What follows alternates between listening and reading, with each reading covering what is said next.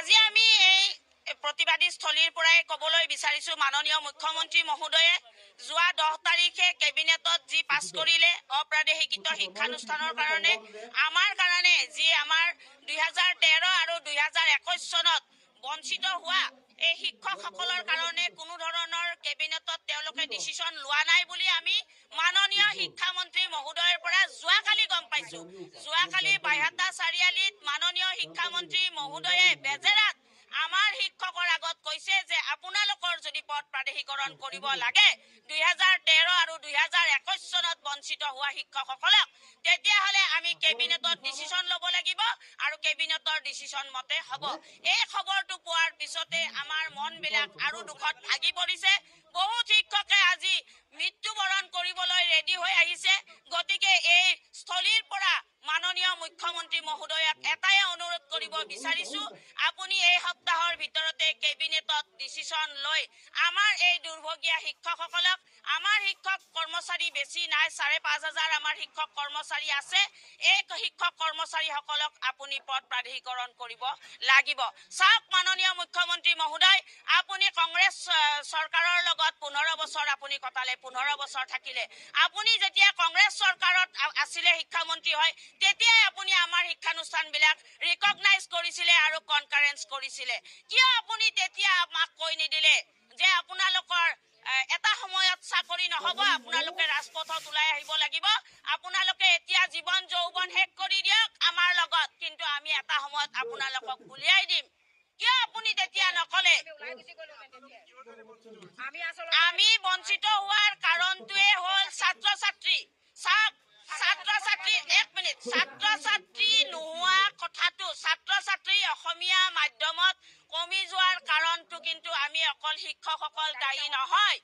কাৰণ আজিকালি অসমীয়া মাধ্যমৰ প্ৰাইভেট স্কুল, ইংৰাজী মাধ্যমৰ প্ৰাইভেট স্কুল গাঁৱে ভূঞে চহৰে নগৰে অলিয়ে গলিয়ে কাঠফুলাৰ নিচিনাকে হৈছে।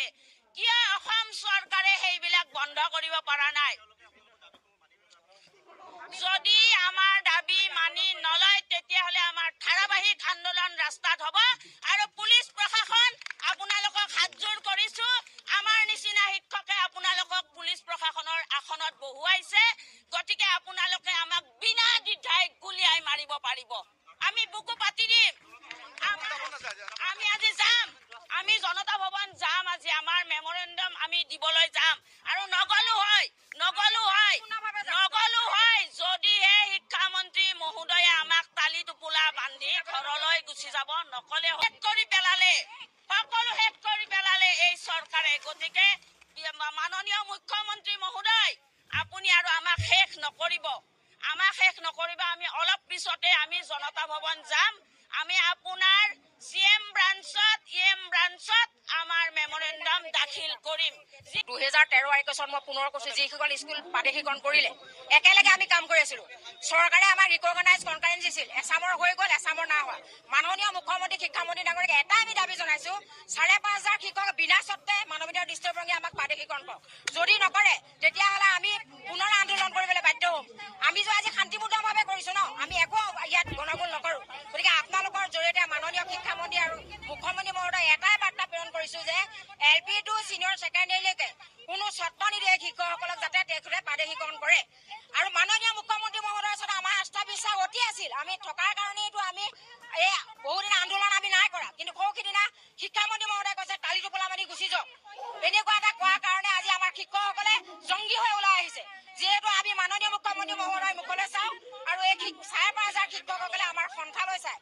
গতিকে আমি জয়ন্ত মল্ল ডাঙৰীয়া, নতুন কমিটি কেশৱ মহন্ত ডাঙৰীয়া, শিক্ষামন্ত্ৰী ডাঙৰীয়া, মুখ্যমন্ত্ৰী মহোদয়ক এটাই আহ্বান জনাইছো, অতি সোনকালে কেবিনেট ডিচিজন লৈ এই 5,500 শিক্ষকক বিনা চৰ্তৰে যদি প্ৰাদেশিকৰণ কৰে আৰু একো সমস্যা নাথাকে।